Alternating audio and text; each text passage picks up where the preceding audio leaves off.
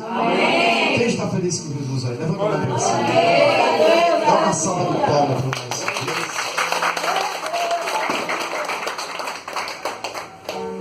Amém. É com enorme prazer que eu estou aqui nesta noite para junto a gente engrandecer e bendizer o nome do nosso Deus. Alegrei-me quando me disseram: vamos à casa do Senhor. Amém? Para mim é sempre um motivo de grande alegria estar na casa de Deus, fazendo a vontade do Senhor. Porque a Bíblia diz: ide por todo mundo e pregai o Evangelho a toda criatura. Então estamos fazendo o ídolo do Senhor, então estamos felizes. Eu louvo a Deus pela vida do nosso amigo, o pastor. Que Deus abençoe ele e a sua esposa missionária por este convite, pela confiança que tem tido na minha pessoa para me convidar para estar até aqui. Amém? Amém. Glória a Deus. Como ele já falou, eu já tive o privilégio de estar com ele há muitos anos atrás, 4 para 3 anos atrás, na congregação. Foi tudo isso que ele falou aqui, é verdade. Um lugar abençoado. Na verdade, era um culto quase que ao ar livre. E eu fui convidado para ministrar lá e foi uma coisa terrível, tremenda, porque o nosso Deus tanto é terrível como também é tremendo, amém? Amém. Foi uma coisa tremenda naquela noite e Deus nos abençoou, nos honrou. Assim como também Deus trabalhou na vida, na família deste homem de Deus. E para mim é um privilégio. Eu me sinto honrado de estar aqui nesta noite. Então eu louvo a Deus pela vida do jovem Rafael, que está comigo aqui nesse lugar. Eu fiz o convite a ele. Não congregamos na mesma congregação. Ele é da Brasil para Cristo. Eu fiz o convite a ele e ele se dispôs a estar aqui nesta noite comigo. Eu quero louvar a Deus também pela vida dele e a toda a igreja. Que Deus abençoe a todos que se compareceram aqui nesta noite, pelo convite que foi feito. E a todos os irmãos que congregam aqui neste ambiente. Que Deus abençoe em nome de Jesus. Eu creio que Deus tem uma palavra para cada um de nós nesta noite. Quando eu digo isso, eu acredito que Deus também tem uma palavra para mim. Porque quando eu ministro, a palavra não é só para aqueles que ouvem, mas primeiro é ministrada ao meu coração desde o momento que eu preparei ela e que eu comecei a estudar sobre a palavra. Amém? Então o Espírito Santo do Senhor, ele fala primeiramente comigo. E depois ele fala com a igreja. Eu vou pedir aos irmãos que abram a palavra de Deus lá no livro de Josué.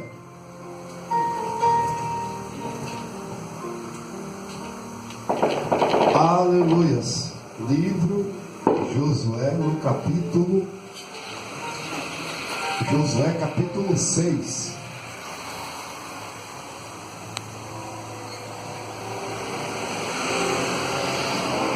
Aqueles que trouxeram a palavra de Deus, pode ficar à vontade. Aqueles que trouxeram a palavra de Deus, abra a Bíblia, que é a arma do crente, no livro do profeta Josué, livro de Josué capítulo 6, no versículo de número 26.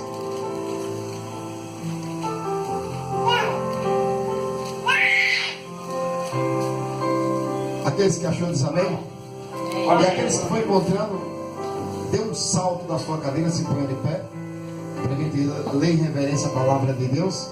A Bíblia, a história do cristianismo, a Bíblia é bem clara quando diz que Moisés sempre que ia ler o Torá no templo, ele ficava de pé. E depois que ele lia, ele se assentava. Olha que coisa! Ele lia a palavra de pé e explicava sentado na cadeira. E nesta noite vamos fazer igual, mas vamos ter reverência para a palavra de Deus. E depois vocês podem ficar à vontade. Livro de Josué, capítulo 6, versículo 26. 6, 26. Josué está logo no começo da Bíblia, depois do Pentateuco. Depois dos 5 primeiros livros da Bíblia vem o livro de Josué.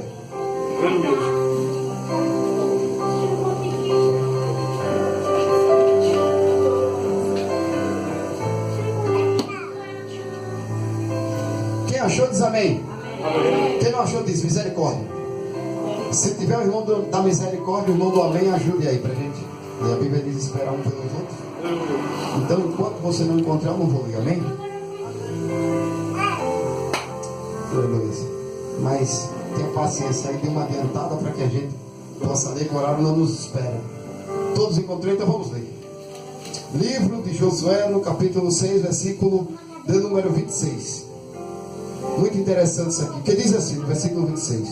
E naquele tempo, Josué os conjurou, dizendo: maldito diante do Senhor seja o homem que se levantar e reedificar a cidade de Jericó. Diga: maldito diante do Senhor seja o homem que se levantar para reedificar a cidade de Jericó, pendendo o seu primogênito, afundará,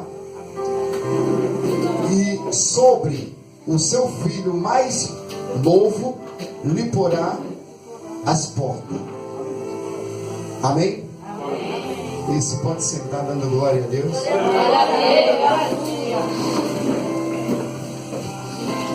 Aleluia. Pode ficar à vontade, se quiser glorificar o nome do Senhor. Durante a pregação, você tem total liberdade. Afinal de contas, somos pentecostais, não é isso? Então você pode glorificar, misturar glória a Deus com aleluia, que assim o pregador fica mais à vontade. Irmãos, todos nós conhecemos a história do nosso povo, dos hebreus. Todos nós sabemos que os hebreus surgiu lá no princípio, quando Deus chamou Abraão. Deus chama Abraão lá no começo de toda a Bíblia, lá no livro de Gênesis. Você pode ver o chamado de Abraão ali no capítulo de número 12. Deus, ele chama Abraão e lhe faz promessa. Ele diz: Abraão, sai da tua terra, sai do meio da tua parentela e vai para uma terra que eu te mostrarei. E lá farei de ti uma grande nação. E assim Abraão saiu do meio dos seus parentes. Todos sabem, Abraão, ele trabalhava com idolatria. A sua família tinha uma construção, uma fábrica de ídolo. E ali, do outro lado do rio Eufrates, ele trabalhava na terra daquele povo idólatra. Só que quando Deus chamou Abraão, Deus chama ele e ele sai da sua terra depois do rio, como disse o nosso amigo Josué. Ele sai depois do rio e vem para a terra que Deus lhe chamou.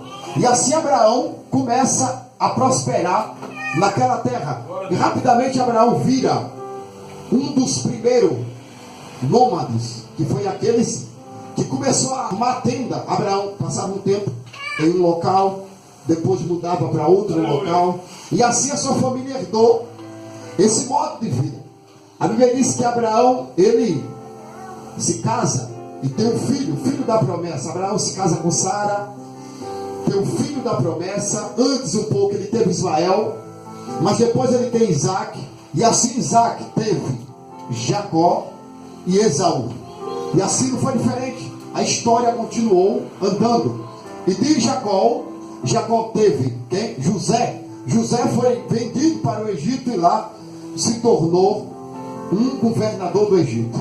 A Bíblia diz que por intermédio de José, a sua família foi levada, todos os seus irmãos, aqueles que lhe venderam, que Egito, para lá habitar, por intermédio da mão de José.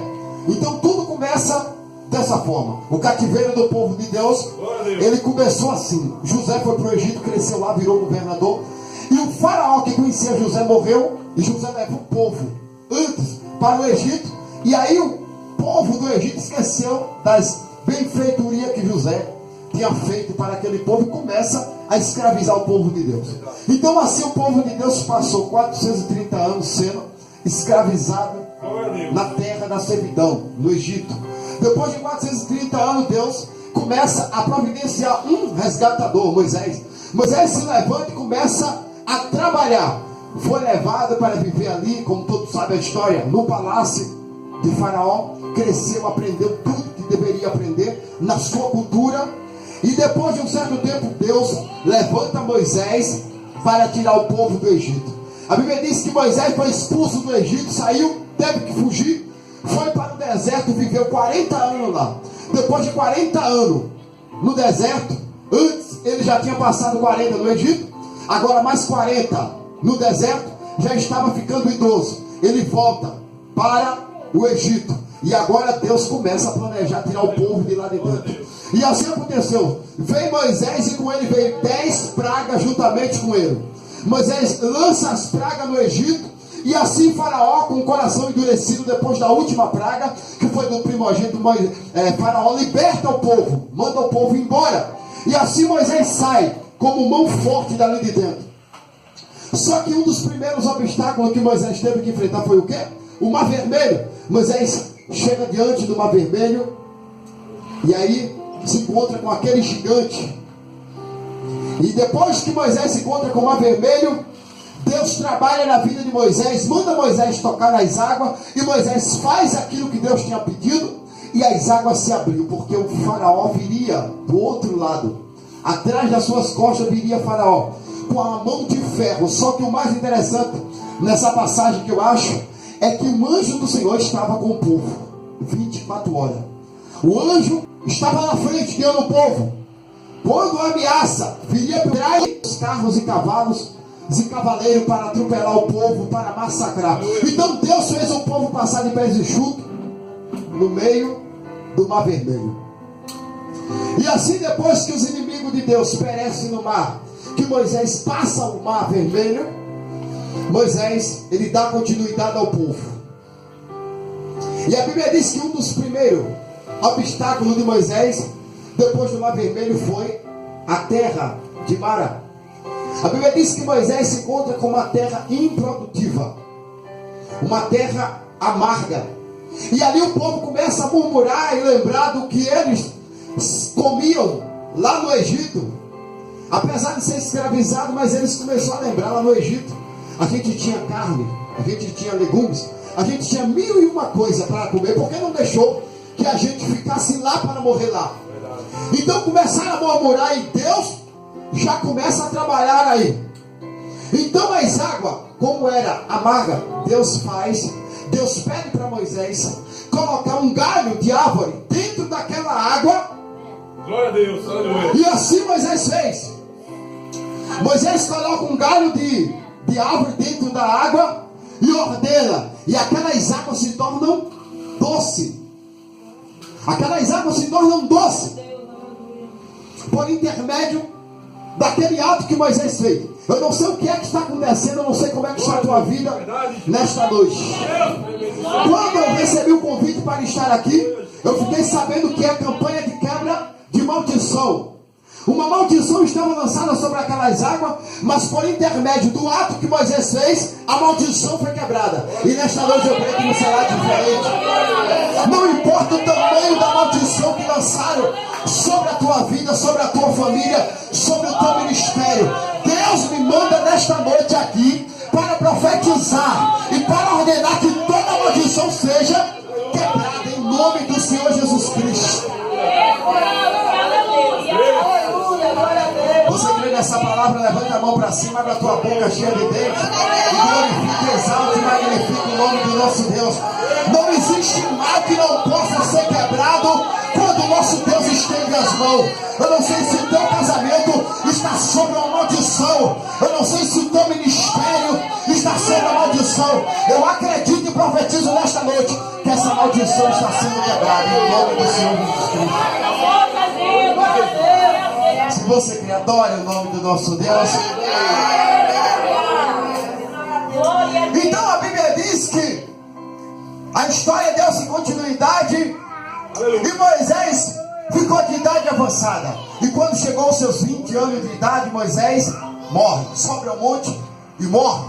Depois que enxerga a terra prometida. Depois da morte de Moisés, quem continuou conduzindo o povo? Esse jovem que eu acabei de ler para vocês, esse jovem que amaldiçoou as águas de Jericó. A Bíblia diz que Josué, ele toma posse. A Bíblia diz que Josué começa a guiar o povo depois da morte de Moisés. Josué começa a levar o povo para a terra prometida.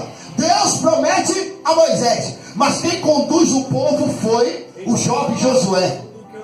Eu creio que Deus está levantando pessoas como Josué nesta noite. Pessoas que têm coragem de colocar o pé na estrada, de dizer: Senhor, se o Senhor me enviou, eu irei.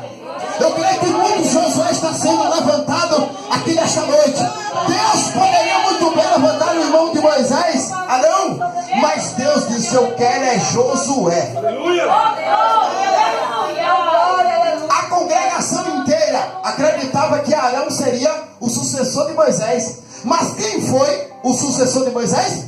Josué, filho de Nun. Josué se levanta para governar o povo. E a Bíblia diz que no capítulo 1 do livro de Josué, Deus começa dessa forma, dizendo: Josué, esforça-te e tem bom ânimo, porque eu farei esse povo herdar esta terra por intermédio das tuas mãos. Josué 1, versículo 6. Então Deus começa a dar uma injeção de ânimo em Josué. Deus começa a levantar Josué e diz: Josué, tão somente acredita na tua chamada, creia que foi eu quem te escolhi, Glória a Deus. creia que eu vou te levantar. Não se desvie nem para a direita e nem para a esquerda. Continua acreditando, continua guardando a palavra desta lei, porque assim como eu fui com Moisés, o teu pai, eu serei contigo para te livrar. Independente da situação que você passar, eu vou estar com você para te dar livramento. Não importa, eu vou estar contigo. Então Deus separa Josué, mas antes Deus fala o que para Josué? Tão somente tenha bom ânimo e se esforce, e não te aparte dos mandamentos da minha lei. Glória a Deus. Aleluia. Deus pede para Josué: Josué, seja esperto, seja inteligente, seja sabido, faça uso de toda a palavra que Moisés te ensinou.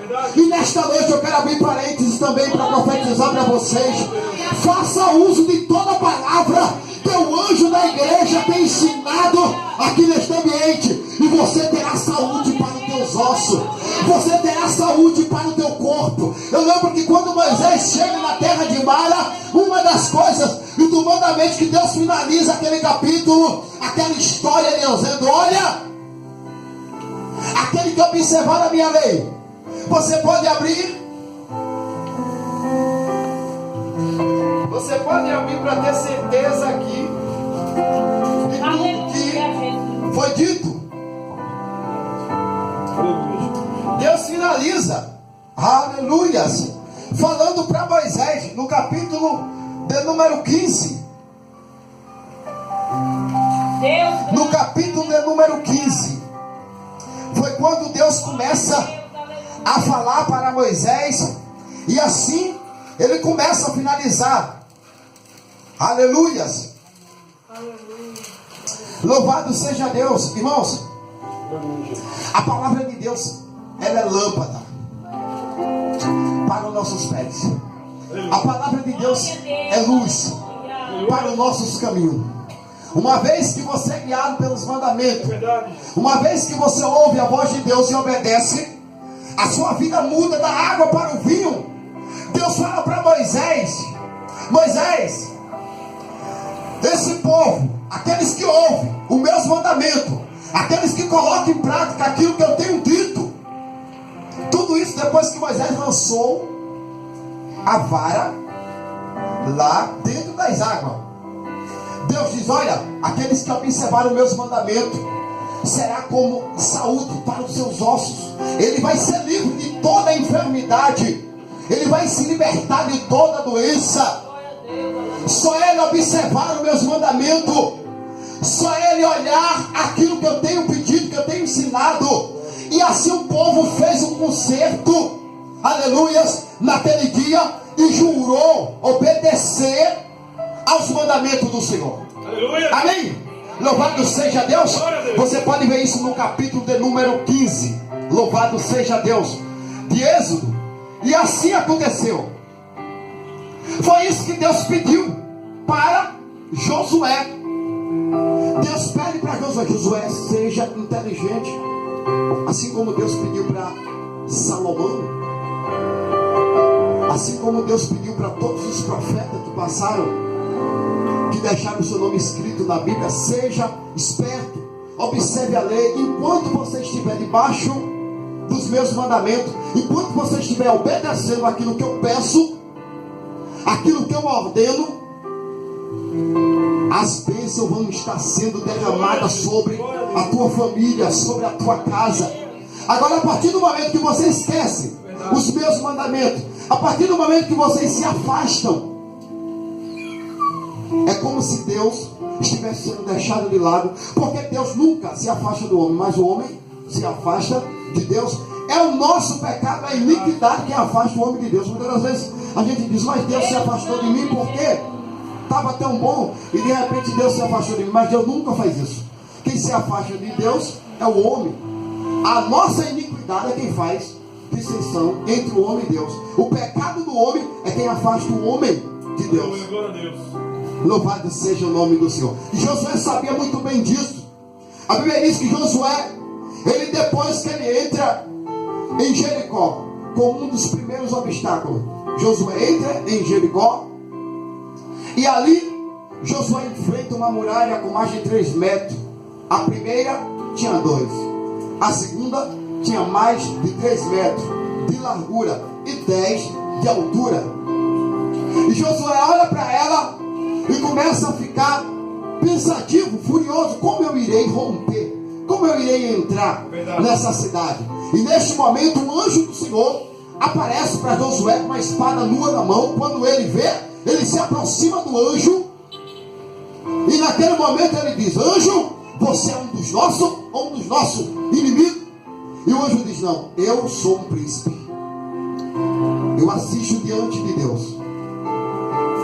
Então Josué acalma o teu coração, e o anjo dá as ordenanças: olha, tu vai ter que fazer dessa forma. Você pega a arca, você pega os sacerdotes, coloca a cada um na mão deles um chifre de carneiro, e dá uma volta na cidade de Jericó durante 7 dias. Só que no 7º dia você vai fazer o seguinte: você vai dar 7 voltas, e quando concluir você vai tocar os chifres, as trombetas e as muralhas. Depois que todo o exército abrir a boca, que gritar, que clamar, vai vir ao chão.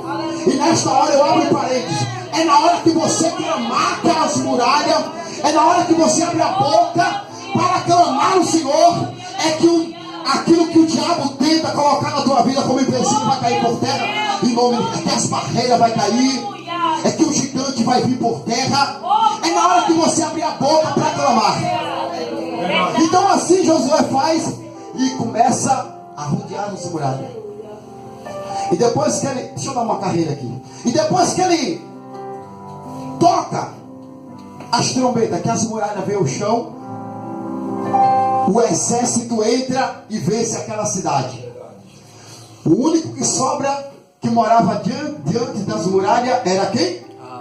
Raabe, a prostituta, que morava ali, que ela teve livramento porque estendeu as mãos, como já foi dito aqui nesta noite. Aquele que estende as mãos para um ungido do Senhor, ou tanto também que se levanta contra o ungido, meu amigo, ele será julgado, ele será condenado. Aquele que estende as mãos, ele será abençoado, mas aqueles que é como um empecilho para o ungido de Deus, ele será julgado pelo próprio Deus.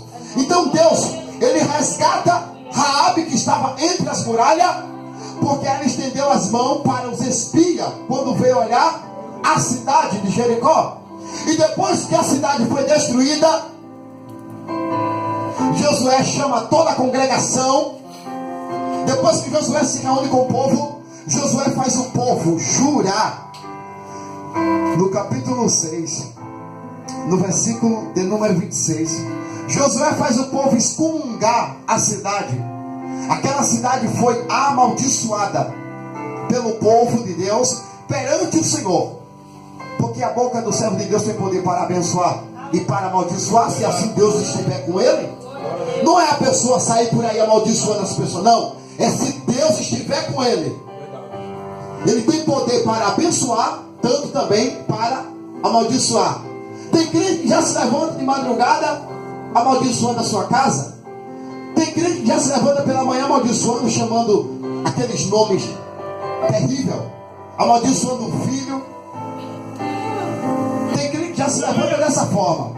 Ele amaldiçoa o seu dia, mas a sua boca tem poder para abençoar e amaldiçoar. Se está ruim, abre a tua boca para abençoar a tua casa.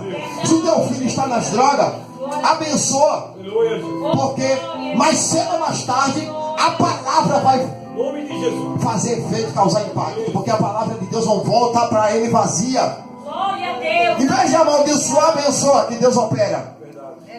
Então Josué chama a congregação e diz: agora vamos amaldiçoar essa cidade e toda a sua terra.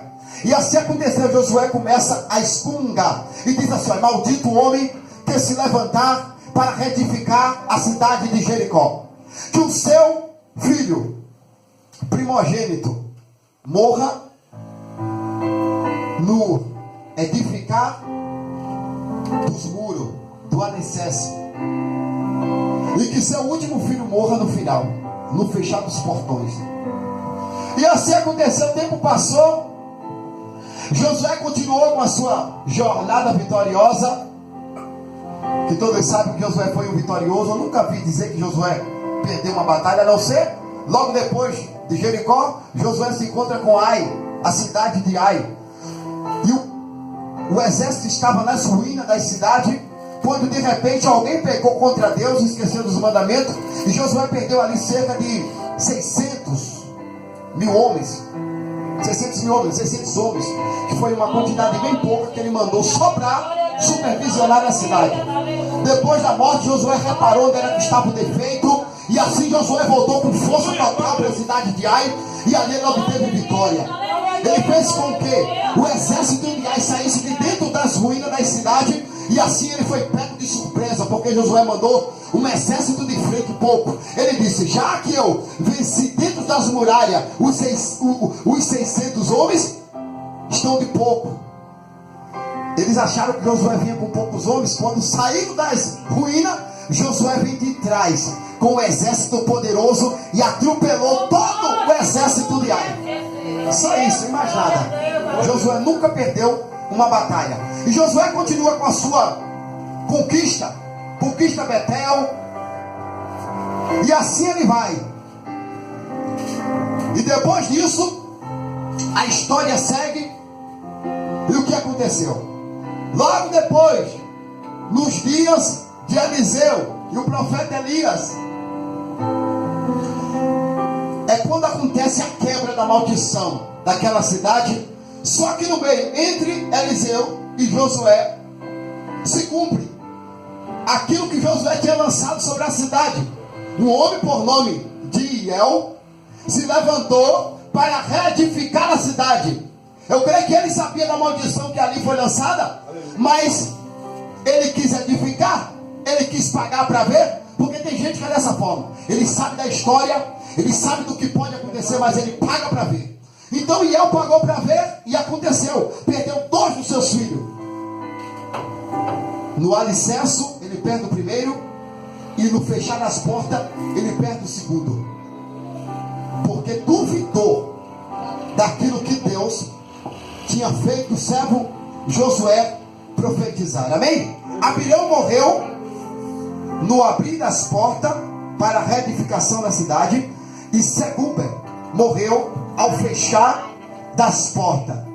Louvado seja Deus. Tudo isso porque desafiou aquilo que o homem de Deus tinha profetizado. Está escrito em 1 Reis, capítulo 16, versículo 34. O cumprimento da profecia que Josué lançou sobre a cidade. Louvado seja Deus.